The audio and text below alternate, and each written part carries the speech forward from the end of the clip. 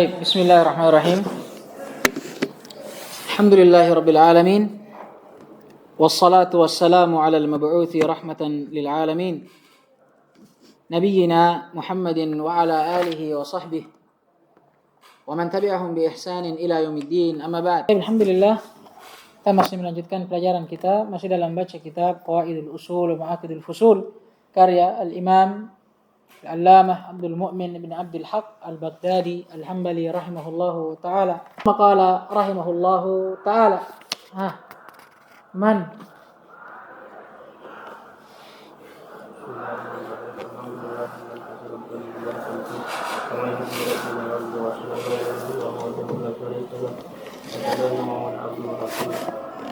قال المصنف رحمه الله تعالى: وأما الفعل وما ثبت فيه عنه بملة كالقيام والقعود وغيرهما فلا حكم له، وما ثبت خصوصه به كقيام الليل فلا شركة لغير فيه، وما فعله بيانا إما كقوله صلوا كما رأيتموني أصلي، أو بفعل كقطع السارق من الكوع، فهو معتبر اتفاقا في حق غيره. وما سوى ذلك فالتشريك فإن علم حكمه من الوجوب والإباحة وغيرهما وكذلك اتفاقا، وإن لم يعلم ففيه روايتان، إحداهما أن حكمه الوجوب كقول أبي حنيفة وبعض الشافعية، والأخرى الندب لثبوت رجحان الفعل دون المنع من الترك، وقيل الإباحة، وتوقف المعتزلة للتعارض، والوجوب أحوط، وأما تكريره وهو ترك الإنكار على فعل فاعل، فإن علم علمه ذلك كالذمي فإن علم علمه ذلك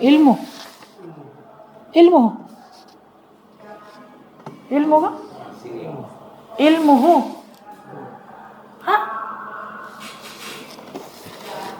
Sulit. Mana tadi itu? Fa in ulima ilmuhu di. Ini wallahu ta'ala alam, bukan ilmuhu. Illatu. Antum cetakan muassasah apa? Iya, apa di situ? Fa in ulima?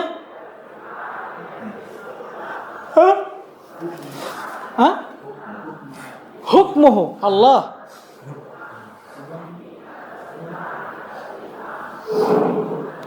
Tunggu dulu. Dari cetakan lain?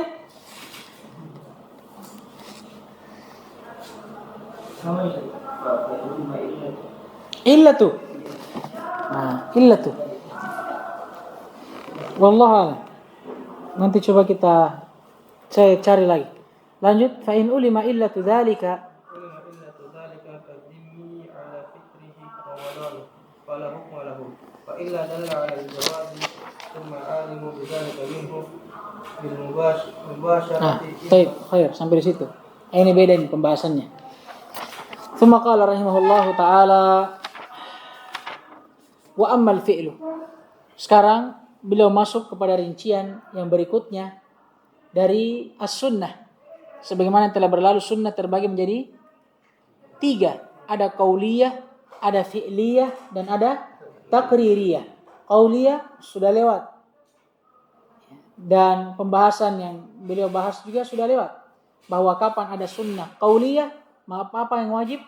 Wajib beramal dengannya, dengan dalil mu'jiz tadi, dan dengan dalil ayat-ayat perintah Allah untuk menaati Rasul alaihi salatu wassalam. Sekarang perincian yang kedua dari jenis sunnah, ada sunnah fi'liyah. Qala rahimahullah wa ammal fi'l. Adapun perbuatan Nabi. Sebelumnya beliau akan membawakan beberapa jenis perbuatan Nabi. Dan dari setiap jenis ini beda hukumnya. Memahamkan kepada kita bahwa tidak setiap perbuatan Nabi, apa yang Nabi lakukan itu sunnah bagi kita, disyariatkan bagi kita. Tidak. Paham ini?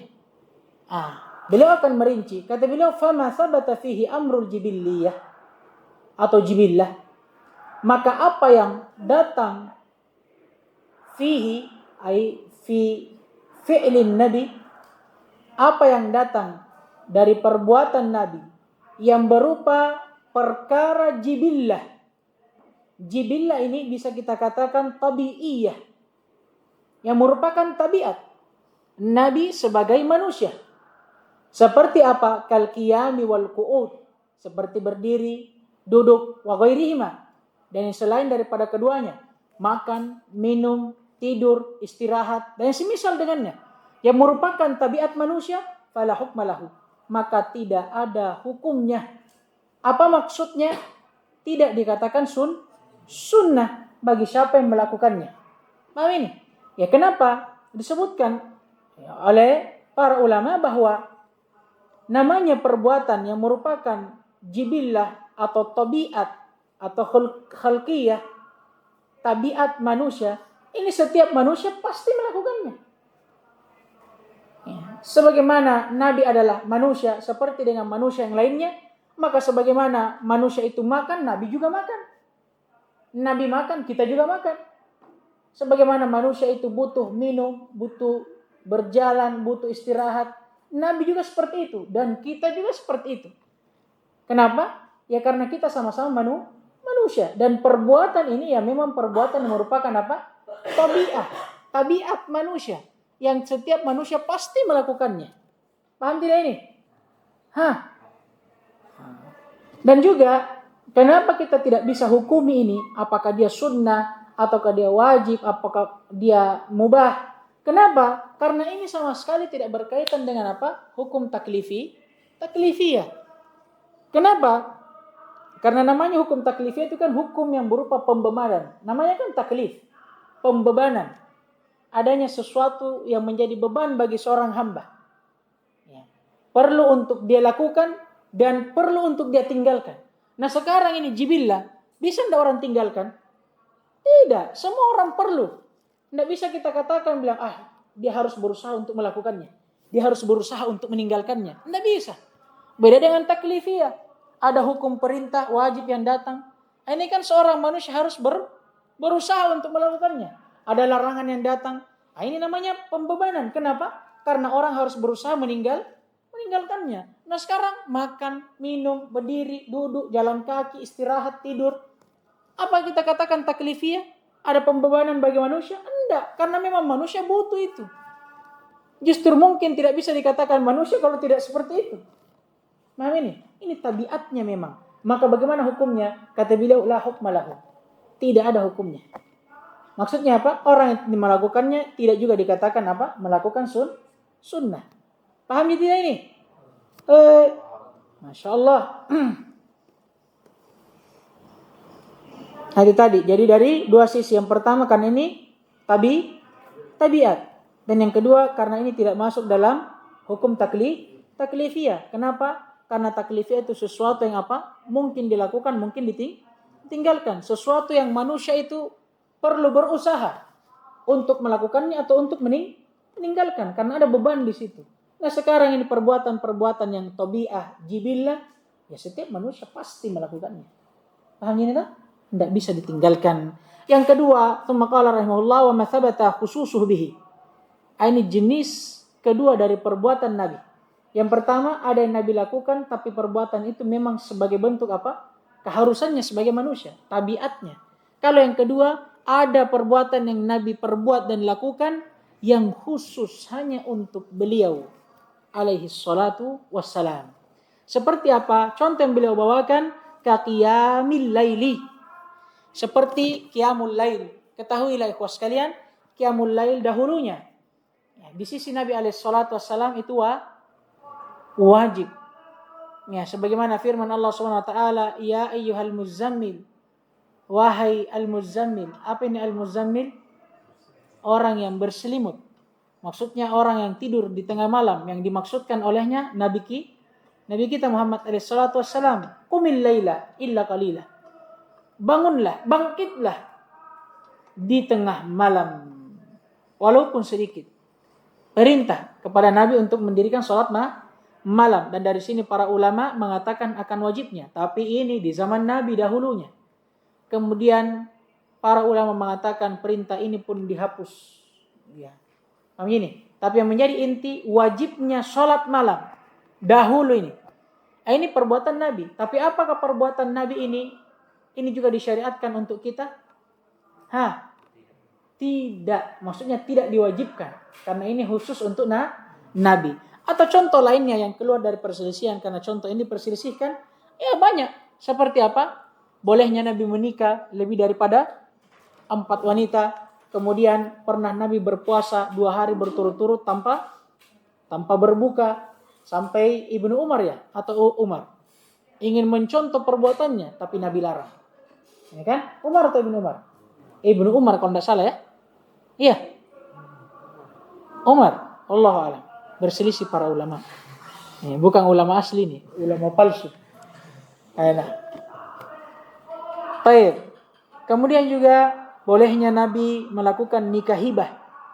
Maksudnya bolehnya Nabi menikah kalau ada wanita yang menghadiahkan dirinya kepada Nabi, walaupun tanpa wali dan tanpa mahar. Bayangkan ini. Jangan bilang mau tahu nggak deh? Ya. Yang pertama bukan Nabi. Yang kedua siapa juga yang mau?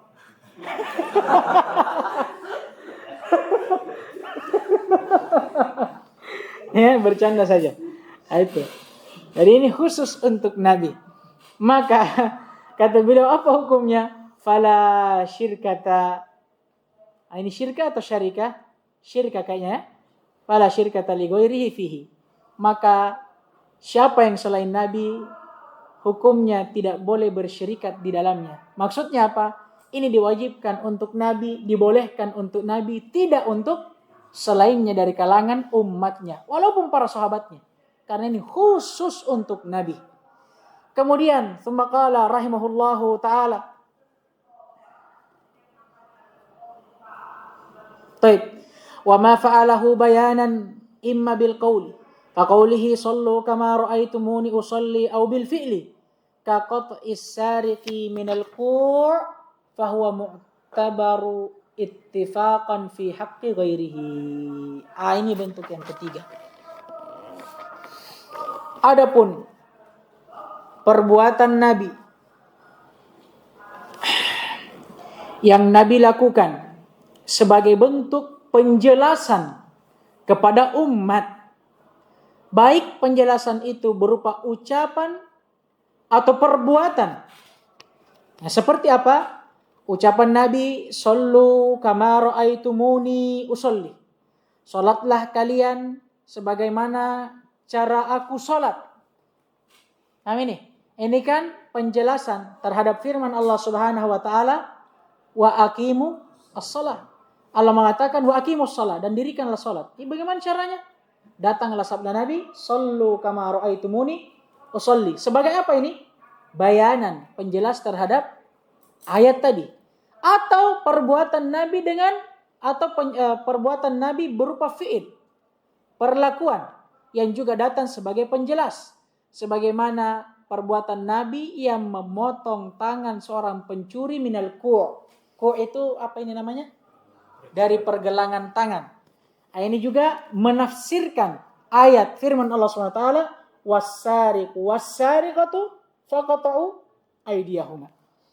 Jazaan minal apa? Faqata'u aydiyahuma. Al-ayah. Saya juga lupa lanjutannya.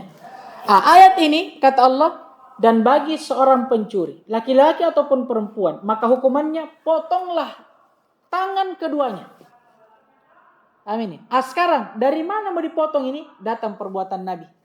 Beliau memotong dari pergelangannya. Datang sebagai apa? Bayanan, tafsiran, penjelas terhadap ayat. Sekarang kalau ini bagaimana hukumnya? Kata beliau, fahuwa mu'tabar ittifaqan, maka hukumnya ini ittifaq, disepakati, fi haqqi ghairihi, juga pada hak selainnya. Maksudnya hukum ini disyariatkan bukan hanya pada Nabi, tapi juga disyariatkan kepada selainnya, Nabi alaihi salatu wassalam. Paham ini? Baik. Karena disebutkan oleh para ulama alasannya karena perbuatan Nabi yang seperti ini itu berupa tasyri', pensyariatan, penjelasan tentang syariat yang Allah turunkan untuk hamba. Dan memang Allah Subhanahu wa taala tatkala menurunkan Al-Qur'an dan syariat kepada hamba-hambanya, Allah menurunkannya kepada Nabi kita Muhammad agar kiranya beliau menjelaskannya kepada manusia. Maksudnya apa? Memang Allah telah menjadikan perbuatan Nabi itu sebagai salah satu penjelas dan tafsir terhadap syariat yang Allah turunkan. Apa kata Allah? Wa anzalna ilaika dzikra litubayyana lin-nasi ma nuzzila ilaihim. Wa anzalna ilaika dzikra, dan sungguh kami telah turunkan adzikra, yakni Al-Qur'an, untukmu wahai Muhammad atau kepadamu wahai Muhammad. Supaya apa? Kata Allah, sebabnya litubayyina, untuk engkau jelaskan linnas, kepada manusia, manuzzila ilaihim, apa yang diturunkan dan disyariatkan kepada mereka. Maka sama seperti tadi, waqimus shalah, Allah turunkan perintah untuk salat. Bagaimana cara salat? Allah telah jelaskan. Cari kemana? Ke Nabi, karena Nabi yang Allah utus untuk menjelaskannya. Paham tidak ini? Sama misalkan wa atuz zakah, dan tunaikanlah zakat. Paham ini? Dari mana cara zakat? Cari Nabi alaihissalatu wassalam. Paham tidak ini? Itulah kenapa dikatakan hukumnya sama. Bukan hanya pada hak Nabi, tapi juga pada hak umatnya. Masya Allah. Adapun hukumnya ikhwas sekalian, maka disebutkan oleh para ulama tergantung dari hukum apa yang dia jelaskan. Paham ini? Kan sudah lewat di kitab-kitab sebelumnya kan? Ya, di perbuatan bab tentang sunnah fi'liyah. Apa hukum perbuatan Nabi yang datang sebagai bayanan li mujmal, penjelas terhadap ayat yang mujmal. Apa kesimpulannya? Di Waraqat ini ada. Hukumnya mengikuti ayat yang dijelaskan. Masya Allah. Kalau ayat hukum yang turun dari ayat yang dijelaskan wajib, maka hukum perbuatan Nabi wajib. Seperti sholat misalkan. Apa hukum sholat? Wajib. Wa aqimus sholat. Tapi tidak tahu caranya bagaimana. Muncul penjelasan dari Nabi berupa perbuatan. Sekarang tata cara sholat, bukan hukum sholatnya. Tata cara sholat ini, apa berarti hukumnya? Wajib juga. Karena apa? Menjadi penjelas terhadap ayat yang menurunkan hukum sholat yang wajib. Kalau hukumnya sunnah, maka perbuatan Nabi yang sebagai penjelas dari ayat yang dihukumi sunnah itu juga sunnah. Jadi ini. Taib, summa qala rahimahullahu ta'ala wa ma siwa dzalika fattasyriku. Masya Allah. Dan apa yang selain dari apa yang telah disebutkan dari perbuatan yang Nabi berupa amrul jibillah, dan dari perbuatan yang Nabi berupa kekhususan, dan juga perbuatan Nabi yang berupa penjelas dari ayat yang mujmal, selain daripada itu hukumnya tasyrik, bersyirikat. Maksudnya apa? Sebagaimana disyariatkan kepada Nabi, juga disyariatkan kepada umatnya. Taib.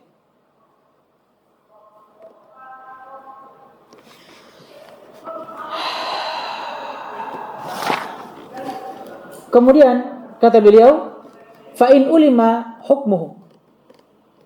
Sekarang untuk perbuatan yang hukumnya bersyirikat, disyariatkan kepada Nabi dan juga kepada umatnya. In ulima hukmuhu minal wujubi wal ibahati wa ghairihima fakadzalika ittifaqa. Kalau diketahui hukum dari perbuatan itu, apakah dia wajib, apakah dia mubah, atau selain daripada keduanya, maka demikian pula ittifaqan. Apa maksudnya? Ya, selain dia disyariatkan kepada Nabi, juga disyariatkan demikian rupa kepada umatnya. Maksudnya kalau disyariatkannya untuk Nabi, wajib untuk Nabi, maka untuk umat juga wajib. Kalau mubah untuk Nabi, untuk umat juga mubah. Dan semisal dengannya. Wa illam yu'lam ay hukmuhu. Tapi kalau hukum dari perbuatan itu tidak ditahu, apakah itu wajib atau tidak, apakah itu mubah atau tidak, atau selainnya. Riwayatan, maka dalam hukum perbuatan seperti ini ada 2 riwayat. Ihdahuma, riwayat yang pertama atau salah satunya, anna hukmahu al-wujub. Hukumnya wajib. Kaqauli Abi Hanifah wa ba'di Syafi'iyah. Seperti ucapan Abu Hanifah dan orang-orang Syafi'iyah, sebahagian dari mereka. Wal ukhra, dan yang lainnya berpendapat akan sunnahnya. Li thubuti rujhanil fi'li dunal man'i minat tark. Karena sabitnya, tetapnya perbuatan atau perintah untuk melakukan perbuatan tanpa adanya larangan untuk meninggalkannya.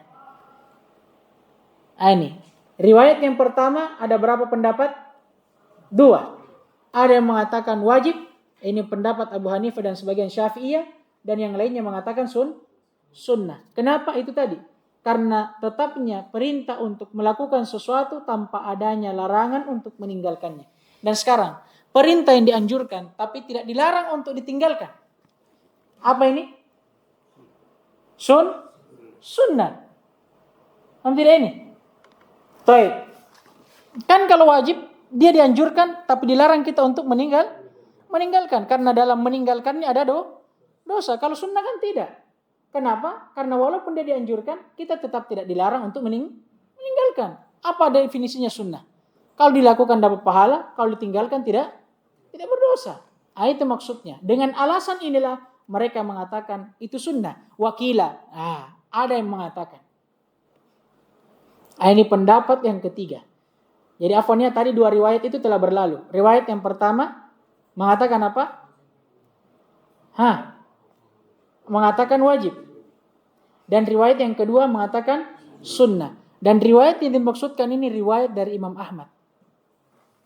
Riwayatan ay inda au an imami Ahmad. Dari mana kita tahu itu? Pertama karena beliau adalah atau buku ini ditulis oleh seorang Hambali. Yang buku ini di mana buku ini dibangun di atas mazhab Hambali. Maka ketika ada singgungan tentang pendapat, seperti ini misalkan dalam pembahasan ini ada 2 riwayat, berarti kembalinya kemana? Imam Ahmad bin Hanbal. Itu pendapat. Kalau di Imam Ahmad bin Hanbal ada 2. Ada yang mengatakan wajib, ada yang mengatakan apa tadi? Sunnah.